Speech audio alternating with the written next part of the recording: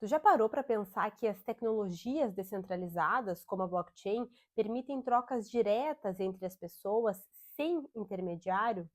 Já parou para pensar no impacto disso? E aí, naturalmente, vem a pergunta, né? Mas e o Estado? Ele vai acabar?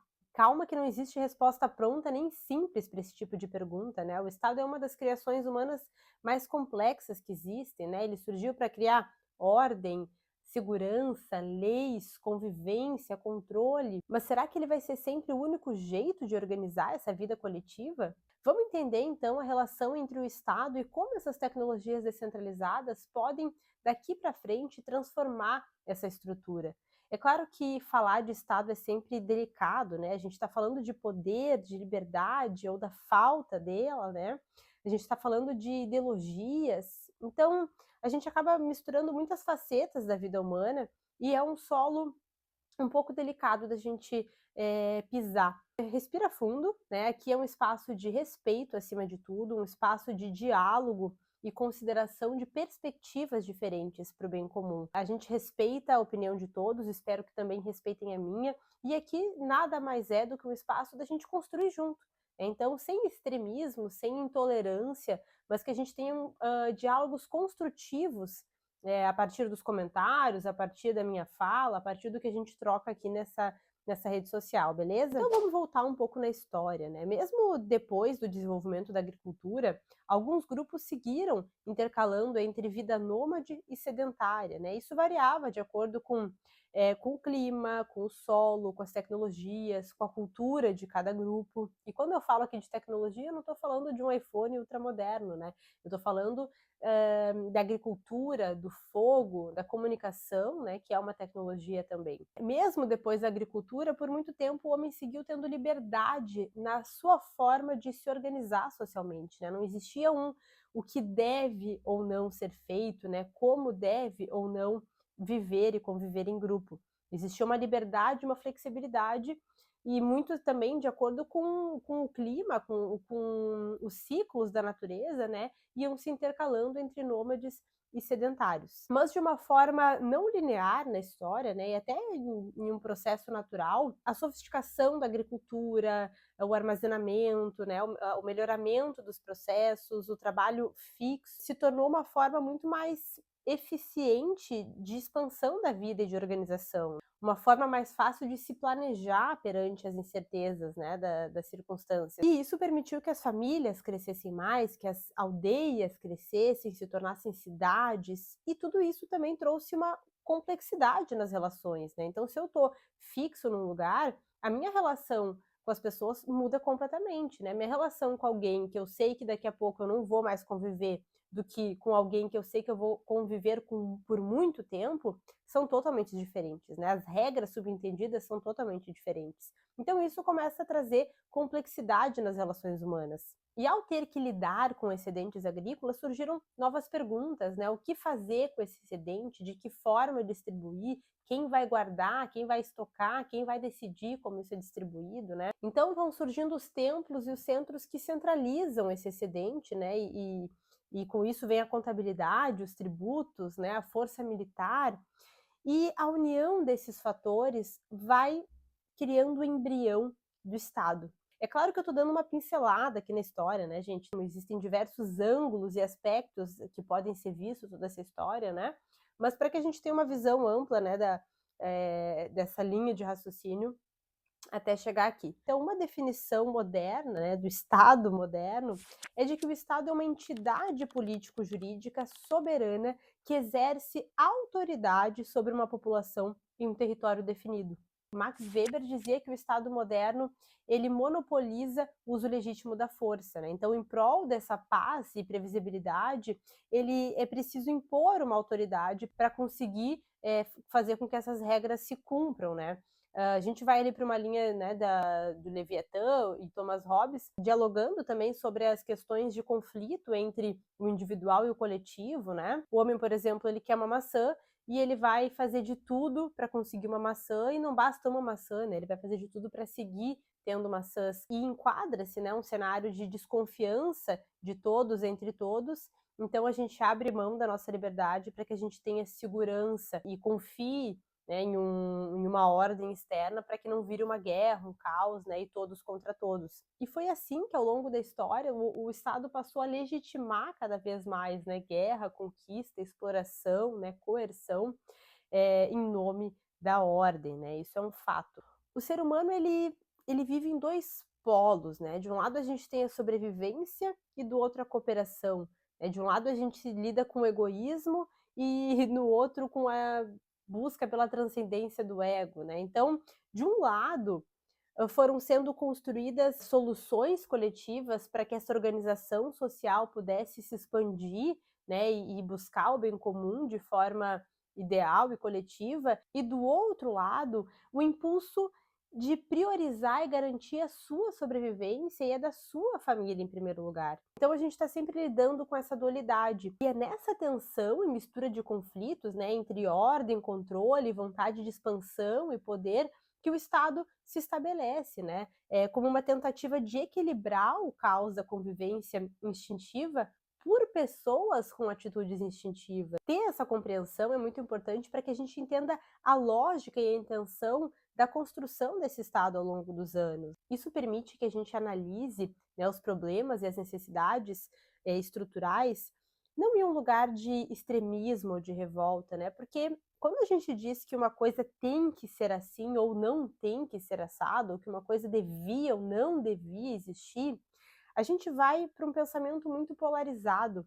E normalmente, quando a gente pensa, né, a partir desses pensamentos polarizados, quando a gente observa, quer dizer, a realidade a partir desses pensamentos polarizados, a gente se equivoca, porque o caminho não está nos extremos, né, mas no caminho do meio, no equilíbrio entre esses 2 polos. O ideal, quando a gente vai analisar esses assuntos, é perceber a nossa história e a criação, né, desse Estado, que define muito a nossa vida, a partir de um ponto de vista que entenda como nós, enquanto a humanidade, funcionamos, né, enxergando as nossas limitações, os nossos desejos. E isso também vale para as pessoas que estão no poder, né, que nada mais são, né, do que pessoas também num processo de evolução, né, em um ângulo, em uma posição social muito diferente, né. Então, quando a gente para de condenar, de julgar, né, e com a visão polarizada das coisas, a gente, opa, vamos abraçar e vamos enxergar todos os pontos de vista.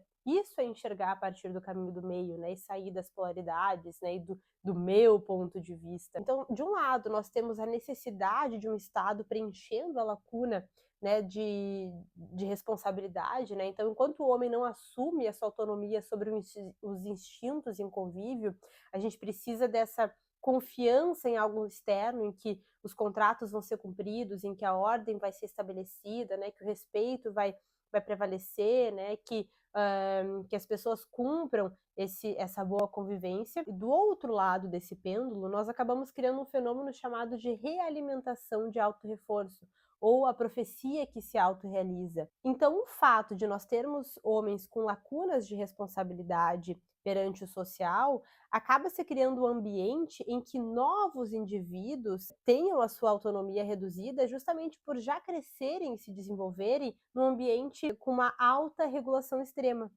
E essa dinâmica retroalimenta uma dependência geracional em aspectos que somente eu, enquanto indivíduo, preciso colocar consciência e não uma entidade externa. Então a gente terceiriza essa confiança que de fato, né, a um certo nível é necessário, mas em que momento eu tiro essa responsabilidade totalmente externa, né, a uma entidade político-jurídica e olho para mim enquanto ser humano, né, enquanto criador desses instintos indesejados perante a sociedade. Isso é colocar a consciência para trabalhar. Outro ponto pouco falado é que o Estado, ele é uma forma de organização coletiva, mas não a única. Existem pesquisas arqueológicas mostrando que há muito tempo, lá na Idade do Bronze, a gente está falando aqui de 3.500 a 1.300 antes de Cristo, já havia cidades com sistema de drenagem, de saneamento, de planejamento urbano e de organização, né, e infraestrutura, sem vestígios óbvios de palácios, de templos ou de exército, né, de uma força coercitiva na população para que aquela estrutura acontecesse, né? Então isso nos mostra que as instituições, né, então regras, práticas de cooperação, né, e infraestrutura em comum precedem a existência de um aparato estatal centralizador. Ou seja, a organização social não depende de um Estado coercitivo necessariamente para existir, né? A iniciativa voluntária e a cooperação em comunidade não está ligada necessariamente à existência de um Estado, né? É diferente dessa visão, né, que reduz ao homem, a natureza do homem extremamente competitiva e predatória, né, e que prevalece sempre os seus desejos individuais acima de qualquer coisa. A gente precisa olhar para a natureza na nossa volta, né, e enxergar que nós fazemos parte dessa natureza e entender como ela troca, como ela opera, né? A base essencial da natureza é cooperação. Claro que existe competição, mas a essência que fundamenta o funcionamento e a sobrevivência de todos é a cooperação. A árvore, o solo, os fungos, o ar que tu respira, tu tá aqui necessariamente porque a natureza trabalha em cooperação. Então, a gente foi ao longo do tempo sendo culturalmente educado também de que o ser humano ele trabalha essencialmente em competição e não em cooperação. Então a natureza humana de cooperação, ela precisa de espaço para existir.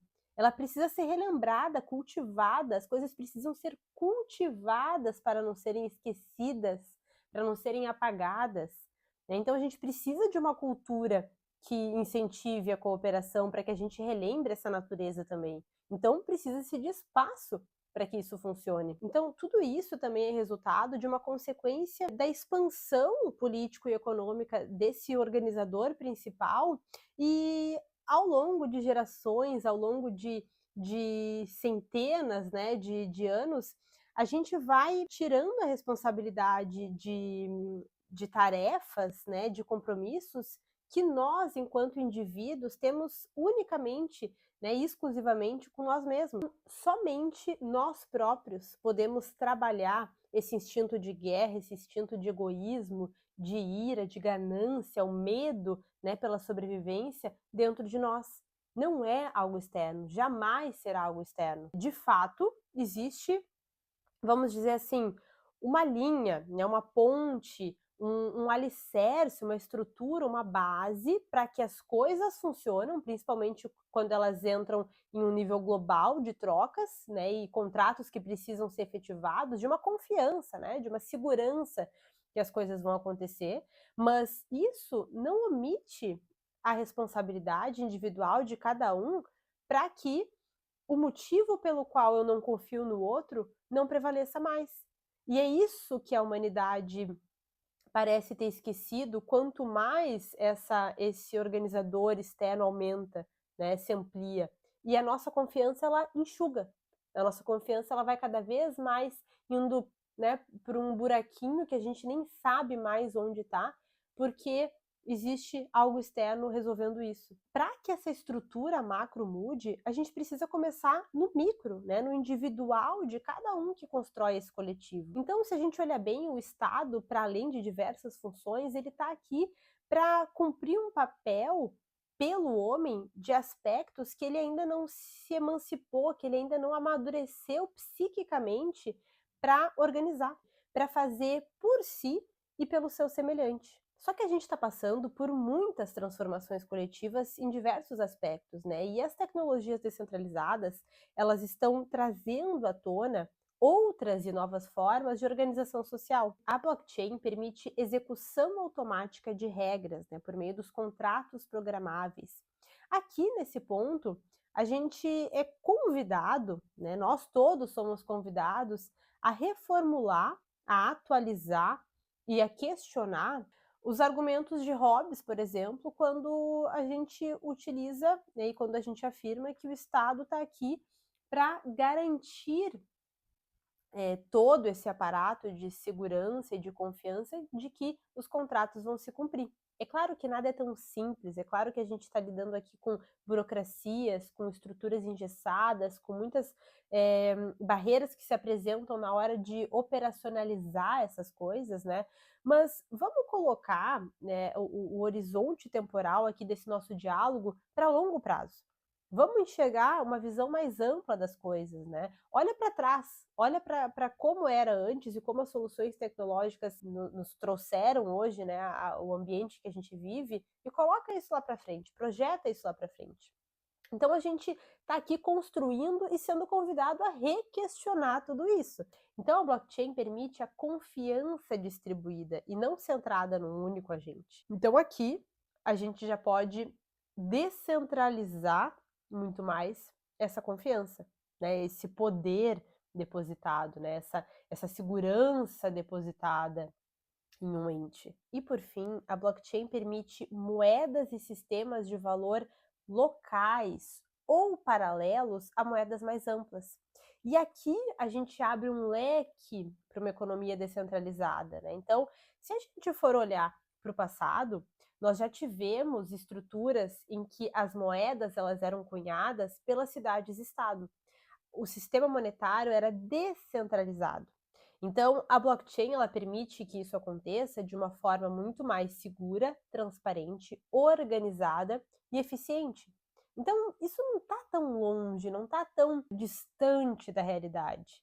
Tá? A natureza é cíclica, as coisas voltam. Né? Se a gente olha para o passado, já tivemos modelos monetários muito diferentes, né? E não com uma moeda centralizada num Estado com poder fiduciário, e sim moedas cunhadas por poderes descentralizados, né? Por exemplo, na Grécia Antiga, né? Antes do denário e do Império Romano impor a sua moeda imperial. Todas essas mudanças aqui são processos geracionais, né? Não é algo para que 2 anos, 3 anos, claro, a gente não sabe, né? Mas são processos estruturais muito grandes que demoram para mudar, né? Então a gente também fala de uma mudança na psique do homem, né? No senso de pertencimento do homem. A gente fala em criação de valor, né? Novas formas de enxergar valor. E quando a gente muda a forma de enxergar valor nas coisas, o fluxo do dinheiro muda. Né? O dinheiro ele é direcionado para onde o homem enxerga valor. Então, se a gente cria novas dinâmicas para isso, novas formas de criar, de reter, né, de ganhar com isso, o fluxo do dinheiro ele muda e a gente não sabe para onde isso vai. Mas a gente também tem que inserir um fator de evolução geracional, de consciência geracional e principalmente, talvez né, isso vai dizer muito de quem está me ouvindo aqui, mas a gente está percebendo sim um despertar de consciência, né? Um olhar diferente para a vida, né? Para o que realmente vale, para como quer se viver, né? Quem se é. É literalmente, gente, um despertar para quem está observando o observador. Quem observa a mente agindo. Quem observa esse ser instintivo, egóico, egoísta, que quer tudo para si. Né? Então, quem está observando isso aqui? Poxa, isso aqui é a consciência agindo sobre a minha mente egóica, né? Sobre o meu ego.